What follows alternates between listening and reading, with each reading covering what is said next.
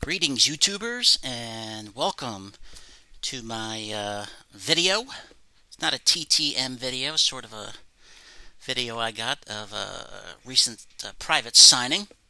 I got no TTMs this week, so there's nothing to share there. But also today I will announce the giveaway, the 1 year anniversary. I've been on YouTube for just about a year now, so at the end I will show the prizes and what you got to do in order to be entered into the contest. But I will give my shout outs today, of course, got to do that. And I will use the great stand of Don. May Don field the dreams. First shout out will go to person who does TTMs, and that's Mikey C. Got 396 subs. Give him a check. Check him out. Does TTMs. And the second one is a channel I just started watching. Have you seen my baseballs? Rips basketball, football, baseball, Pokemon. Got a good channel there. So have you seen my baseball? Give them a check. And another one is Myner Sports Cards and Gaming. They got 145 subs. He opens cards on his channel. So three good channels, three great channels there I like. Give them a look-see. And also I gotta give a shout out to Mets Rule, Dan at Mets Rule, 239 subs. Why? Because he sent me a package, move that back, and it was an awesome one. This is a photo of the Mad Dog, Bill Madlock, Pittsburgh Pirates there. Nice inscribed photo. 79 World Series champs. That was very generous of Dan. He's a great guy. Check out his channel as well. He does rips, TTMs. Got a lot of knowledge. Give him a look-see, but this is a great photo. One of my top, I'd say, players of all time. If I had to list 100, he'd be in there. I always liked the Mad Dog as a kid. Solid hitter. Looks like this picture was taken in Philly. But I love those uniforms. Those are pirate uniforms with the black and gold pants. I did not like, however, the Pirates with the pinstripes. It just didn't look right. But check out Mets Rule. And also made a purchase. Got Mr. Move up, Bernie Perrant on the 1976-77 Topps card. That was one of two cards I needed to complete the set, which I started so many years ago. My dad started it, and I picked up on it. I was only about 4 or 5 when he started that. But one YouTuber out there, I want to thank you personally, and that is Mr. Dan of Light the Lamp. He's only got 20 subs, Light the Lamp TTM. Check him out. He's a great guy, great content. He sent me this card, the last card I needed, the last card of the set. 1975-76 Stanley Cup champs, the Montreal Canadiens, swept the Flyers in 4. The Flyers were the two-time defending champs. So there's Mr. Robinson hoisting that cup up there. And just recently, I pick it up, the C there, I know that's Canadians. I never knew what the H was. I always thought it was for Habs, but apparently it stands for hockey. So, yeah, learned something new. But thank you, Dan. Sent me a nice note thanking me for everything I do and for the shout out I gave him, but I appreciate it. And he's a great guy, got a great channel, so go check him out. Light the Lamp TTM. Again, Dan, you helped me out big time because that card was really hard to find online, and I got it, so I've completed the set. Thank you so much. Now I got to work on the 77-78 set. I got a lot of cards for that. But today, I will show private signing autographs that I got, and I really like this one. First was on a Hall of Fame postcard. I love my postcards. Got the old certification there on the back from JSA, and that is Reggie Jackson, Mr. October. That's why I called the video. It's October in June. And also I got a baseball signed by him as well. It says right there his name, and 73 AL MVP, which he was. One of my sons asked me, my oldest son was like, well, why didn't you get Hall of Fame on it? Because I already got a Hall of Fame ball. Him signing HOF, so I wanted to get something different. Now, a little bit about him. Mr. Reginald Martinez Jackson, better known as Reggie, born May 18th, 1946, in Wyncote, Pennsylvania, just north of Philly. He just turned 75, so belated happy birthday. His father, Martinez Jackson, was a former second baseman with the Newark Eagles in the Negro League. Reggie went to Cheltenham High School, graduated in 1964. He played football, basketball, baseball, and track and field while he was in high school. In his junior year, he was a tailback on the football team, but he injured his knee in a fall game. Doctors told him that he was never going to play football again. But I guess you don't tell Reggie what to do, because he returned for the final game of the season. Should he have listened to the doctors? Well, maybe he shouldn't have played that year, but in that final game, he did fracture 5 cervical vertebrae, which caused him to spend 6 weeks in the hospital and another month in a neck cast. Doctors then told him he might never walk again. But he didn't listen. He defied the odds, and he walked, obviously. He was on the baseball team in high school, and he hit .550 and also threw a few no-hitters while he was in high school. In the middle of his senior year, his father, Martinez, was arrested for bootlegging and was sentenced to 6 months in prison. So that's kind of a shocker when you're in your senior year. Well, Reggie was a great football player. He was recruited by the University of Alabama to play football, Paul Bear Bryant, the University of Georgia, and Oklahoma, which at that time, I believe, was still coached, I forgot who. Was it Bud? Bud or Chuck? Chuck Fairbanks. One of the two. But he declined. Didn't want to play for Alabama and Georgia because he was fearful of the South. Didn't want to go south, being African American, and also he was Puerto Rican as well. His father was half Puerto Rican. And said no to Oklahoma. Bud Wilkinson, I think, was the coach at that time, because they told him to stop dating white girls. So he just, nope, not doing that. So he got a scholarship to play at the Arizona State University under legendary football coach Frank Kush. But while he was in high school, baseball teams wanted him badly. The San Francisco Giants, the Los Angeles Dodgers, and the Minnesota Twins all made offers to him. Even his local Philadelphia Phillies hometown team gave him a tryout, but they turned him down because of his hitting skills, they said. But Reggie's dad, Martinez, wanted him to go to college, so he went to ASU to play for Frank Kush. While he was at ASU, head baseball coach, a legendary Bobby Winkles, who built a superb program out there, decided to give Reggie a tryout. He said, come on down, try out for baseball. And Reggie showed up the next day wearing his football gear, and all he did was hit a home run on the second pitch. In his 5 at-bats, he hit 3 home runs. He couldn't switch to baseball at the time because of NCAA rules, so he had to wait to his sophomore year to play full-time baseball. That's because Frank Kush wanted him to play defensive back, and he didn't want to do that. So he played baseball sophomore year. He replaced a guy in center field who was the number 1 pick in the Major League Draft. That was Rick Monday, who he replaced. And all Reggie did was break the team record for home runs in his sophomore season, and he was named first-team All-American. All the scouts wanted this guy again, including Tom Greenway to the New York Yankees. He's the same guy who signed Mickey Mantle when he was out in Oklahoma, and Danny Murtaugh of the Pittsburgh Pirates didn't sign with him. Reggie, also in his college career, was the first player to hit a home run out of Phoenix Municipal Stadium.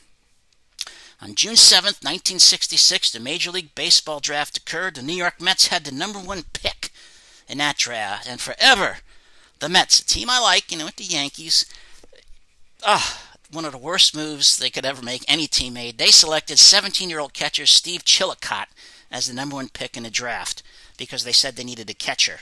Reggie always claimed it was because he dated white women. That was never proven, but the Mets didn't take him. The Kansas City Athletics had pick number 2, and yes, they picked Reggie. And on June 13th, he signed with the A's for $95,000. That was a good chunk of change back then. About a year later, on June 9th, 1967, he made his Major League debut in Cleveland, Ohio, at Municipal Stadium in a doubleheader. In the nightcap, he hit his first Major League home run that night. Reggie had a pretty good career early on, the A's were building up. They had a great farm system. They were bringing up a lot of young talent besides him. Raleigh Fingers, Gene Tennis, Sal Bando, Joe Rudy. All these guys were coming up through the farm system. Catfish Hunter. But Reggie's a big moment in the sun. 1971, Detroit, Michigan, Tiger Stadium, the All-Star Game. Pitcher Doc Ellis faces Reggie, and this is where Reggie really got national exposure. Reggie hit a home run way, way up to the right field roof, hit the light transformer, one of the longest home runs hit. You watch it on YouTube. Reggie just stands there and watches it because he knows it's gone. The transformer stopped it from going out. Very famous, probably one of the most famous All-Star Game home runs. I didn't see that live, so but it took him 13 years later when he was with the Angels. He hit a home run over the roof, and it took him a while, but he did it.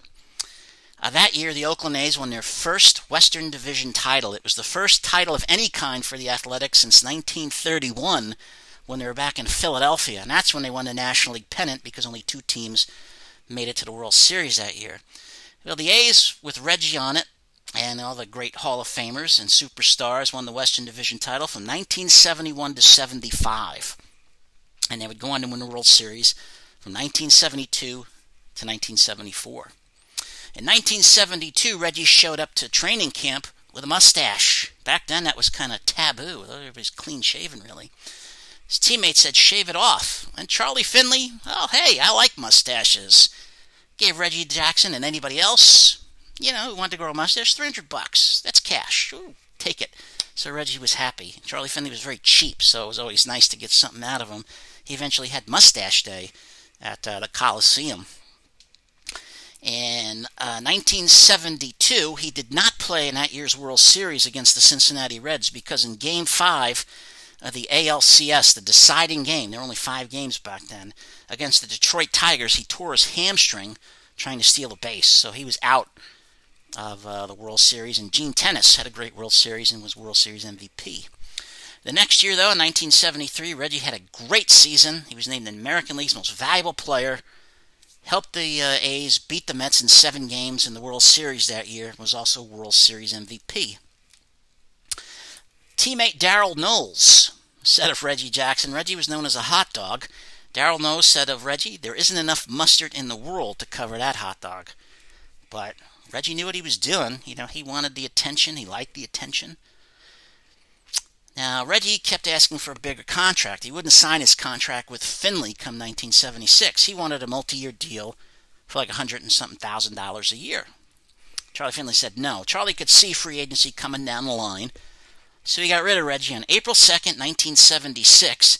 He traded Reggie Jackson and Ken Holtzman, a pitcher, to the Baltimore Orioles in exchange for Don Baylor, very good player, Mike Torres, and Paul Mitchell. Reggie played 1 season in Baltimore, and he set his career high for stolen bases with 28 that year. But at the end of the season, he was a free agent. That was the first real big free agent year, and everybody wanted him. On November 29th, 1976, he signed a 5-year, $2.96 million contract with the New York Yankees. He wanted to go to New York because of the media exposure. He wanted to do commercials, just get more exposure. Both the San Diego Padres and the Montreal Expos offered him more money to play with them, but he turned it down. His entire career went from 1967 to 1987, so 20 years. He played with the A's, the Orioles, the Yankees, and the Angels. In his career, he hit .262, 2,584 hits, 563 home runs, and 1,702 runs batted in.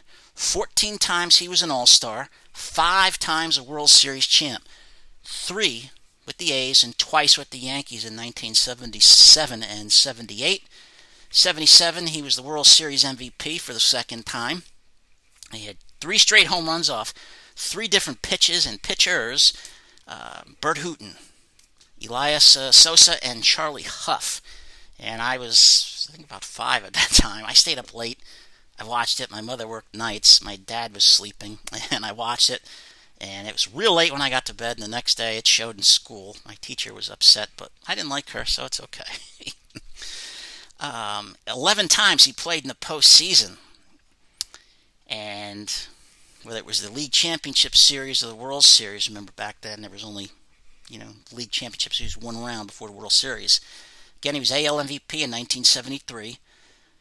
As I said, two-time World Series MVP. 2 times was a Silver Slugger winner. 4 times led the American League in home runs. He's also a member of the Athletics Baseball Hall of Fame and the National Baseball Hall of Fame in Cooperstown. So, a little bit about Mr. October, and I was happy to get this back. Very nice private signing. So, enough about Reggie. Now let's get down to the contest. This is the 1 year I've been, just about a year now, I've been on YouTube, so I thank everybody. And here are the prizes once again. Bring this in. First one is a signed photo of Bobby Hull, Golden Jet. Right there. Number 9, Hall of Fame. Got the old hairline there. Bobby did wear a toupee when he played. And here's a great story. You ever watch the movie Slapshot?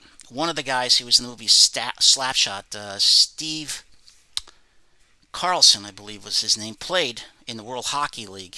The other 2 guys are actually related. He wasn't related to them in real life, but he got into a fight with Bobby, and they were fighting, and he said he grabbed Bobby's hair, and the next thing you know is he's holding a clump of hair in his hands, and it's Bobby's toupee, and Bobby skated back and put on a helmet. He said he was embarrassed, and Bobby told him don't worry about it.